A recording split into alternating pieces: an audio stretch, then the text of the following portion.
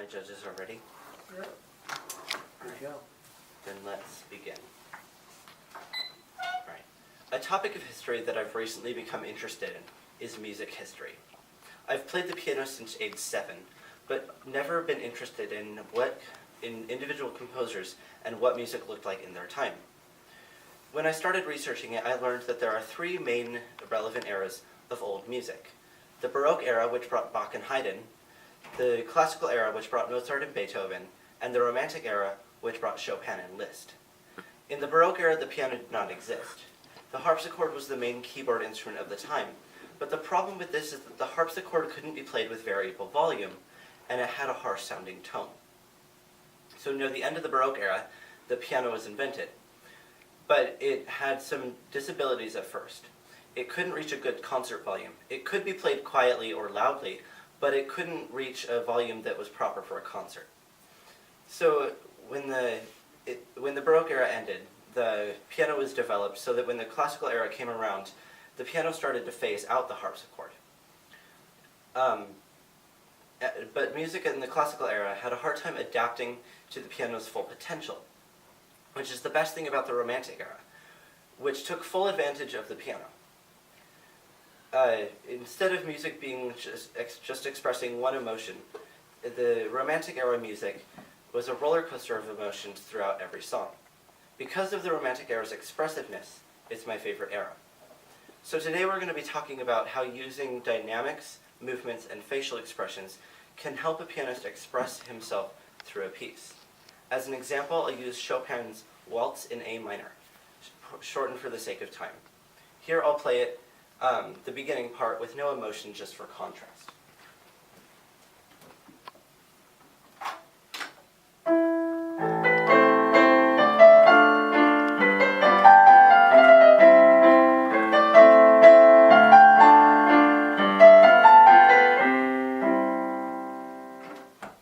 Now that wasn't terribly ugly, but how do I take that and make it better than it was? The first thing I would do is add inflection. There are 2 main ways to do this. The first is volume. The terms for this are crescendo, which means get louder, and decrescendo, which means get quieter. The second is speed. The terms for this are ritardando, which means slow down, and accelerando, which means speeden up.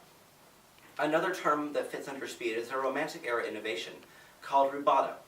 Rubato is the idea of an inconsistent rhythm throughout the piece. Adding rubato and dynamics can make a piece far more interesting, as we see again in the first part of the piece.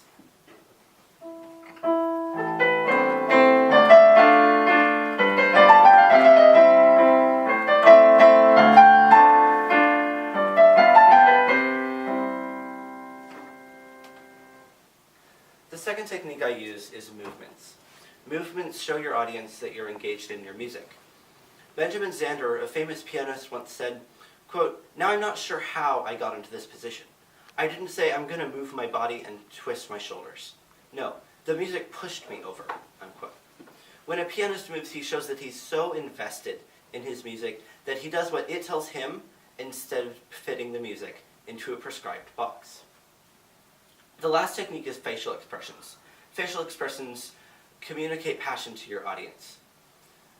Facial expressions are important in every form of performing arts. For example, my voice teacher was showing once a piece to another student and I, a German piece called The Trout by Schubert. At one point, the singer turned all sorrowful and used his face to show that, and I immediately knew, partly because of the title, but mostly because of the singer's face, that the trout had escaped the fisherman. Now, using all of these techniques, I'm going to play the piece one more time.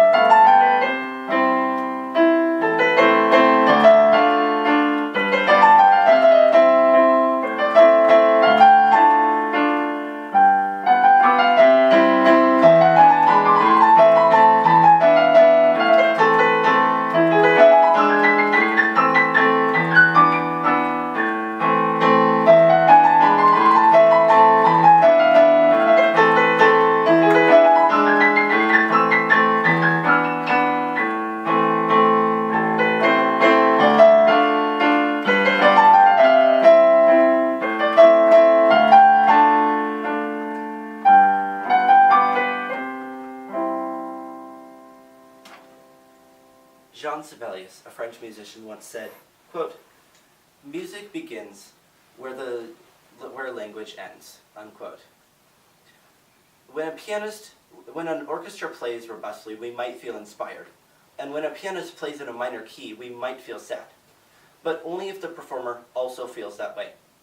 The performer is the translator of the language of music to his audience, and it is his job to communicate passion and feeling through his art. Thank you very much. Thank you very much.